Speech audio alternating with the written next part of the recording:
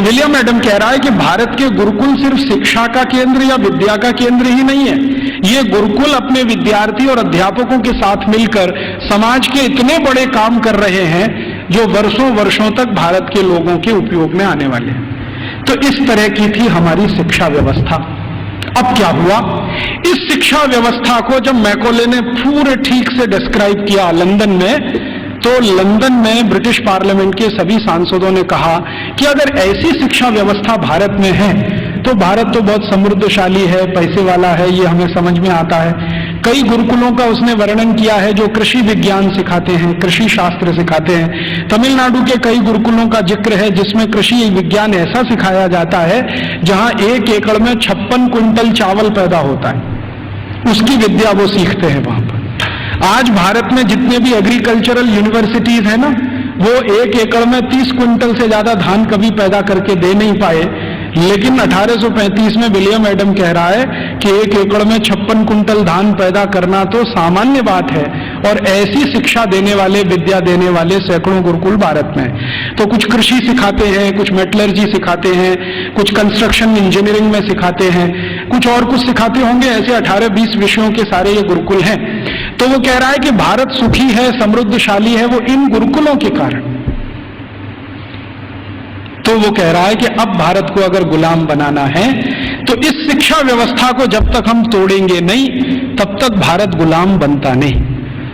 तो फिर उसको पूछ रहा है इंग्लैंड का राजा कि अब आपके पास क्या योजना है।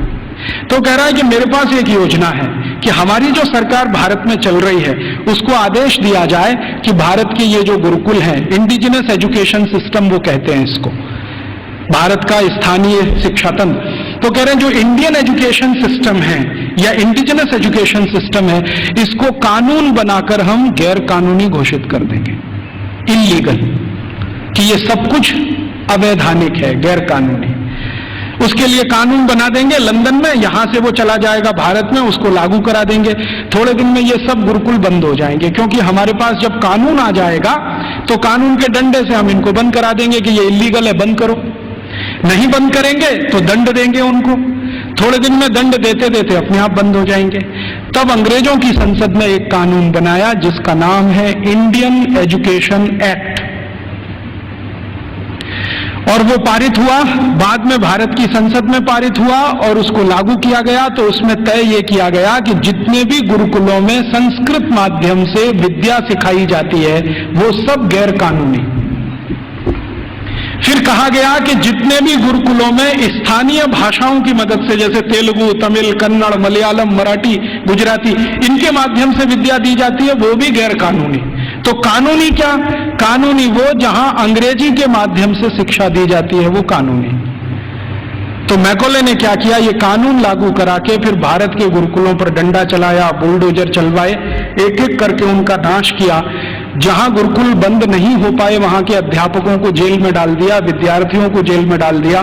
कई कई जगह तो अत्याचार इतने हुए कि अध्यापकों के हाथ काट दिए गए, सिर काट दिए गए, कई कई गुरुकुलों में आग लगा दी गई, उनके पुस्तकालय जला दिए। ये सब अंग्रेजों ने अत्याचार 100 साल तक किया, 1840 से 1940 तक। इधर वो अत्याचार करते गए, भारत के गुरुकुल खत्म होते गए। दूसरी तरफ उन्होंने कॉन्वेंट स्कूल शुरू किए जो यूरोप में आज भी चलते हैं और किसी उद्देश्य की पूर्ति के लिए चलाए जाते हैं।